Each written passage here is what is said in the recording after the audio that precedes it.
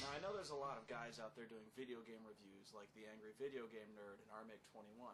I love those guys to death. I'm not necessarily trying to... what you're watching right now is my very first review ever of The Adventures of Bayou Billy for the original Nintendo Entertainment System. The most common comparison or complaint that I might get from people who flame me on YouTube is that I'm a ripoff of the Angry Nintendo Nerd. At least that's what he was called at the time. But actually, when I first started recording footage for this, I hadn't even heard of the guy. I was actually ripping off, so to speak, guys like Play It Bogart, RMake21, and WizWar. Those were the guys I actually first saw on YouTube before I even heard of the Angry Nintendo Nerd. So if I was ripping anybody off, it was them. That being said, I really don't think I rip anybody off. I mean, I have my own style, so do they. When I finished capturing footage, I heard of the nerd, and I checked to make sure nobody had done the game that I was doing. So most of the games I choose, and most of the movies I choose, are things I have some kind of personal connection to. I played them as a kid, or I watched them as a kid. And so that's kind of the conceit of what I'm doing here, is I like to do games that I have something personal against. So, like, people will recommend I do games all the time, and I won't necessarily do them because I never played them as a kid. I never had any exposure to them, so I don't have any legitimate rage built up towards them. I have a reason to hate The Adventures of Bayou Billy because I made the mistake of buying this as a kid. I guess I just got seduced by the commercial, which at the time seemed really cool. And I actually think it was Crocodile Dundee at the time was really big, and I really liked that movie. So I thought, I don't know what I thought. Maybe I just thought the theme was really cool, so I decided to sit down and play it. What I didn't know, though, this game is just impossible. I've heard there's a Japanese version, or at least this is a remake of a Japanese game called Mad City, which is apparently much more playable, or at least beatable. This game, however, is not. And I'm not really sure why. I'm sure I could do research, but that would take too much work. I think the main reason that it is because the enemies in this game don't seem to react to anything you do. You can hit them as hard as you can kick them in the balls, you can damage them, but they just seem to walk straight through your attacks. They're not stunned at all, so there's no delay between the time you hit them and when they just walk right through your attacks and they hit you. So I've never found any way to avoid being hit except to be constantly on the move.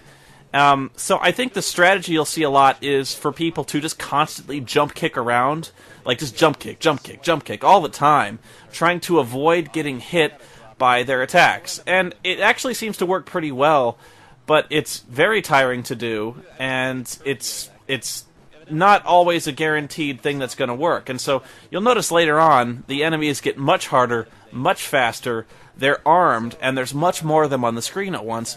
So you have to be some kind of wizard to be able to dance around these guys, doing your little ineffectual dropkick all the time, hoping to eventually wear them all down. This game is really long, with all the enemies, all the obstacles, all the driving stages. So I would defy anyone to fairly play through this game from beginning to end. I honestly don't think it can be done without tricks. I'm sure somebody will pass along a link to YouTube showing it to me. I really wouldn't recommend you waste your time with trying to beat this game. It's really that hard.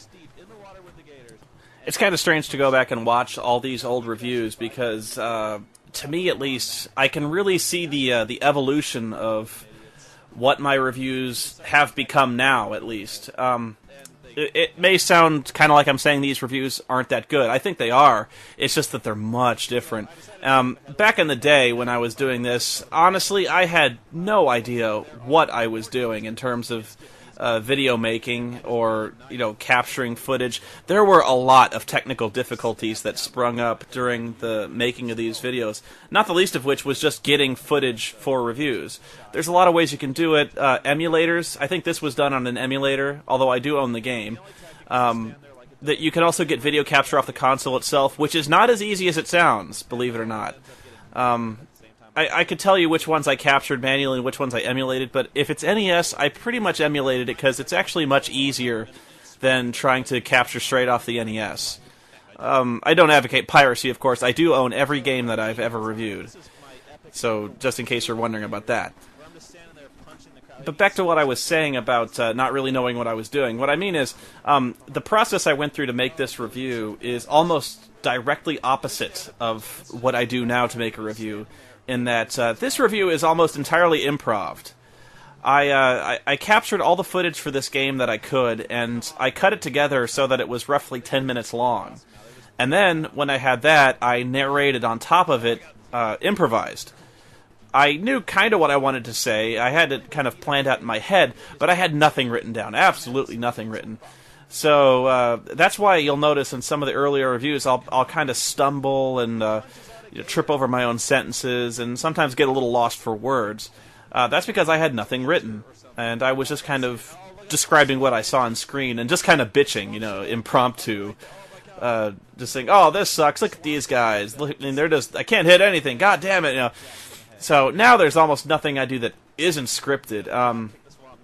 Also, my reviews have never been exactly a technical tour de force of cinematography, but everything I did was really one take. I just set the camera down in front of the chair and started talking. Very few cuts, very few edits. Now, actually, they're not technical masterpieces, like I said, but nowadays there's a lot of edits. You can see a lot of work that went into it. But from the beginning, this has always been a one-person show. I've never had a crew. I've never had guest writers. And it probably shows. I've never had anyone to hold the camera. I always start the camera by remote control, and I get in front of it. So everything that you see on the screen is done entirely by me. And if that's not true, I almost always give credit at the end to anyone who's helped me, usually in terms of writing or planning out the review or capturing footage. Sometimes I've had people capture footage for me, like in the Final Fantasy VIII reviews. A lot of people ask what the opening theme song I used to use for the review was, and it was... I don't even know what it was. I remember that there was this anime called GTO, Great Teacher Onizuka, and it was kind of... they released a soundtrack for it where this kind of ska band did a song called School's in Session. And so I think that was the opening lick from School's in Session. It's... A lot of people miss that theme, actually. I moved on to a different theme done by the Irresponsibles, but a lot of people said, "Bring back the old theme." I was like, "Really? You like that?" And I guess they liked it because it was about 8 seconds long, and so whereas the Irresponsibles theme is around 30, what I used to open my reviews up, but I still really like the Irresponsibles theme. Really, what I was looking for was some kind of just generic theme. I've been looking for a theme song for a long time. But the Angry Nintendo Nerd actually was really defined by his kind of ballad-esque theme song. Angry Video Game Nerd. I think it really defined his character a lot, and it really caught on. People would hum it, It was very iconic of the guy, and I think it actually went a long way to help him becoming as popular as he is. So I was kind of looking for something like that. Couldn't find it because I didn't know any musicians. I used to be a musician, but I was never that good, and I played in the pit. I played the orchestral pit, so you're not going to hear any really rocking piano anthems for the Spoony one, So. I was just never that great when it came to music, so I basically scraped together something random and generic, and I threw it in there. But that's one of the most common questions I used to get was, what theme song do you use? It's hard to say what annoyed me most about this game. Actually, I think the harder part of this game was the fighting, but the part that always hung me up, I think I could never really get past the driving stages. I think it's the one where it's kind of sunset. I think it's like the second or third driving stage. I can always get to that point, but I could never get past it. I think I got past it one time to where you actually get to the city, and then I got killed almost immediately because it's so hard to get down there. The driving stages actually, I don't think are that hard. It's just that they are so abusively long. I mean, seriously, they take you like 5 minutes to completely get through, with basically no room for error. And you die in one hit no matter what hits you. I just remember it taking a really long time. The boss I'm fighting here, the one I called Stone Cold Steve Austin, is another one of those examples where you really can't hurt the guy. You can hit him, you can damage him, but nothing you do really seems to hurt him or make him stand back. You can never comfortably wail on this guy. You really gotta keep moving, because if you ever get too close, he suplexes you. And he just keeps throwing you, and you can never dodge it, you can never avoid it. It's the most simplistic fighting I think I've ever seen. And I really never could figure out what you were supposed to do in order to fight effectively in this game, or if there was any kind of rhyme or reason to what kind of power-ups got kicked out of a guy, like that bulletproof vest that kicked out. I never knew what the function of that was, because none of the enemies have guns until much later. I never knew how to get more turkey legs out of people. I just never understood what the reasoning behind it was. I think it was just purely random. This is the driving sequence you're looking at. And actually, it was a long time before I figured out. I would never read the instructions, of course. I didn't even know you could throw hand grenades out the window for a long time, but that was my own dumb fault. See, all you gotta do, really, is, if you want to have any sense of how long these stages are, is just look at how close, how slowly that little P marker up at the top creeps towards the checkered flag at the very end. It's just agonizing. Also note how Billy's Jeep is able to do 180 miles an hour on a dirt road while taking tight corners and throwing hand grenades out the window at airplanes, and I always was really staggered at how many henchmen that the bad guy had working for him, and that they were able to fly an entire squadron of attack helicopters, airplanes. They had Corvettes, Jeeps, people willing to just like. They also had a really funny way of attacking you, is that they would forcibly back into you at great speed.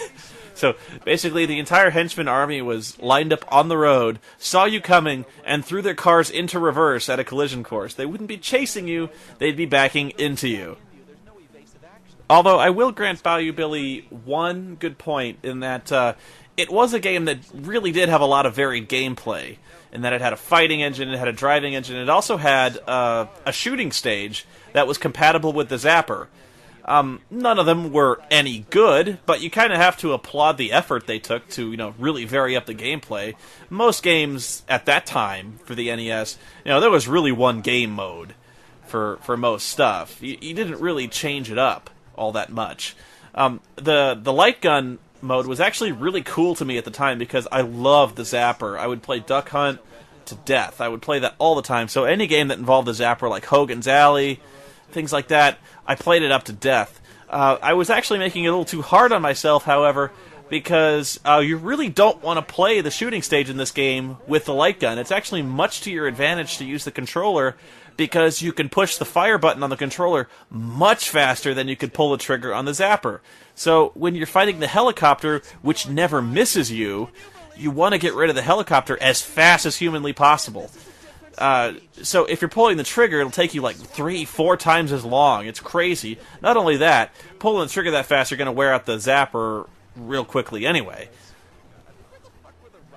Yeah, this is the stage I could never get past, this kind of where you're actually on an asphalt road.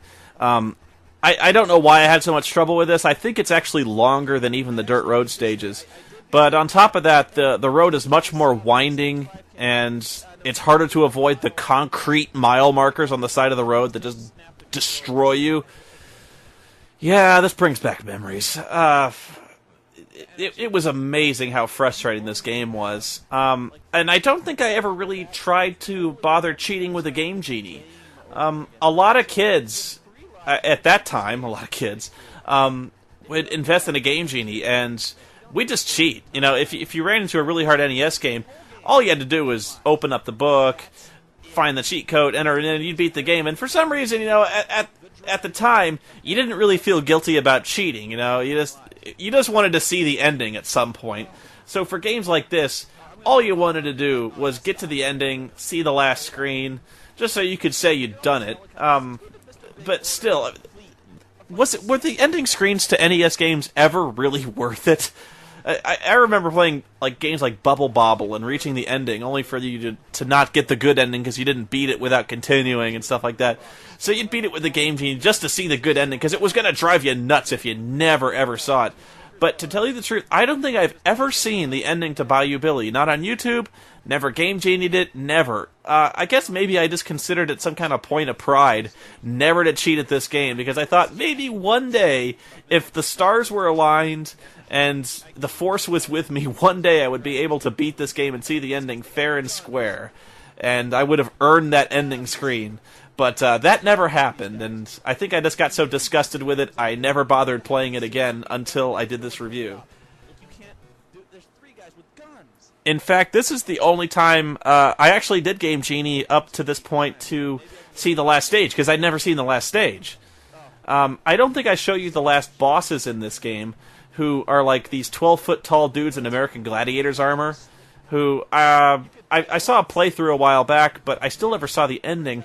But I saw the guy who, he basically did the whole dropkick thing on them the whole time. It took forever to beat these guys, because they have just gigantic life bars. Of course, weapons don't do any good to them. You know, guns don't work on them. And if you get it all close to them, they beat the shit out of you. The story for this game is about as cliched as it gets for NES games. Basically, every NES game ever made, with the sole exceptions of maybe Blaster Master, Castlevania, and Bad Dudes, in which ninjas kidnap the president, is that you're a hero who has to save his kidnapped girlfriend. This game is actually very reminiscent of Double Dragon, only nowhere near as good, which I kind of think this game was shooting for, the whole Double Dragon bit. I'd also never run into, in this stage, bulletproof enemies, which will explain my initial confusion as to why the bullets were simply bouncing off their skulls, because they're wearing bulletproof vests.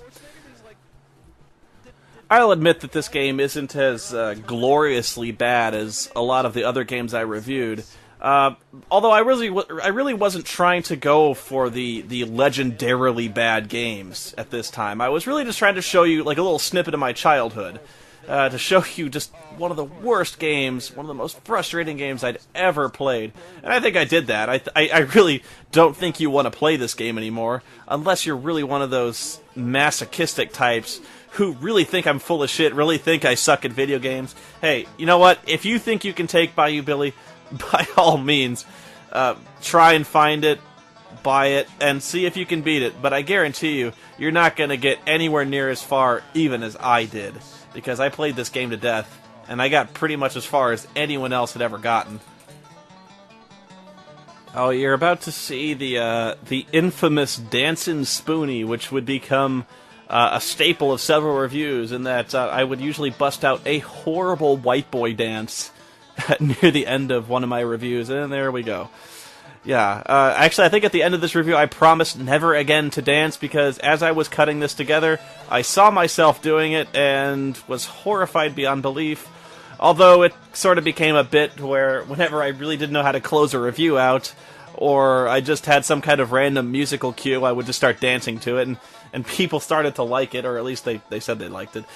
But I don't think I've danced much in recent reviews. I've had other people, French people, dance in my place, and the results have been infinitely more horrifying than anything I could ever come up with.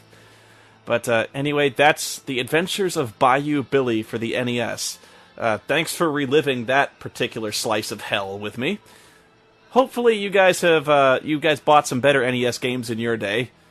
I think my next one is Heroes of the Lance or Samurai Zombie Nation, so I'll see you there.